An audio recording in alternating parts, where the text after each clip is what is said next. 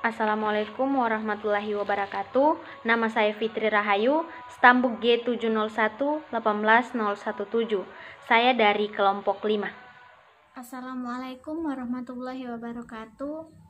Perkenalkan, nama saya Mary Feki Indriani, stambuk G701-18152 dari kelompok 5. Assalamualaikum warahmatullahi wabarakatuh.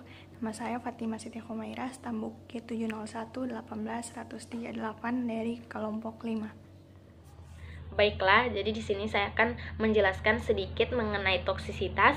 Jadi toksisitas ini adalah kemampuan suatu racun atau molekul untuk menimbulkan kerusakan pada bagian tubuh dan lokasi organ yang rentan terhadapnya.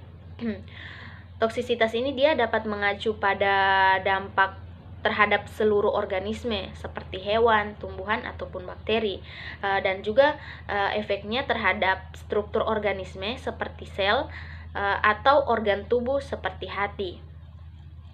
Untuk jenis-jenis dari toksisitas ini sendiri, dia ada toksisitas akut, toksisitas subakut, dan toksisitas kronik.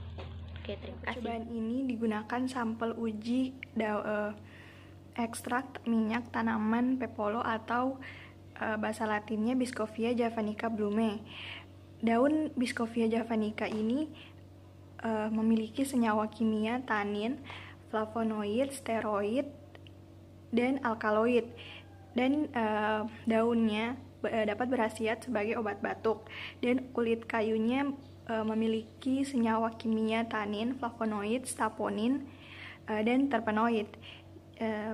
Kulit kayunya dapat dimanfaatkan sebagai obat penyakit dalam dan obat sakit pinggang. Selain itu, tanaman Biscovia javanica juga dapat berkhasiat sebagai obat anti leukemia, anti-inflamasi, anti-alergi, antibakteri, dan juga dapat mengobati luka bakar dan dapat mempercepat pertumbuhan rambut. Baiklah, di sini saya akan menjelaskan cara kerja dari percobaan ini. Jadi, alat yang digunakan yaitu pipet tetes, cawan porselin, corong pisah, sonde, dispo, timbangan analitik, tabung reaksi, dan beker gelas. Kemudian bahan yang digunakan yaitu etanol, aquades, natrium klorida, handscoon, masker, serta aluminium foil. Sampel yang digunakan yaitu ekstrak tanaman pepalo, dan hewan uji yang digunakan yaitu tikus putih. Jadi prosedur kerja dari uji toksisitas akut ini yaitu disiapkan alat dan bahan, kemudian hewan uji diaklimatisasi di dalam ruangan percobaan selama kurang lebih 7 hari, dan hewan uji tersebut dikelompokkan secara acak. Kemudian jika hewan uji diberikan zat uji yaitu tanaman pepolo secara oral, hewan uji tersebut harus dipuasakan selama 16 sampai 18 jam. Kemudian dilakukan pengamatan pada menit ke-0 sebelum diberikan zat uji tersebut. Setelah diberi zat uji tersebut, diamati parameter uji pada menit ke-30, menit ke-60, menit ke-120, dan menit ke-240.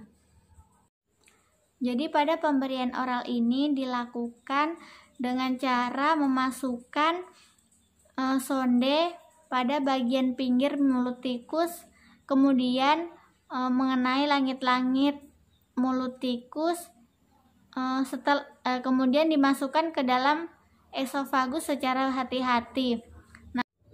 Setelah sonde masuk ke dalam esofagus, kemudian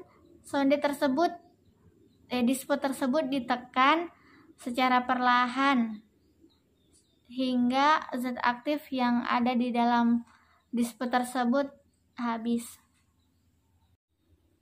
Kemudian diamati selama 14 hari dan tiap harinya ditimbang berat badan hewan uji tersebut. Setelah 14 hari, hewan uji tersebut dipuasakan, kemudian dibedah dan ditimbang organ tubuh hewan uji tersebut.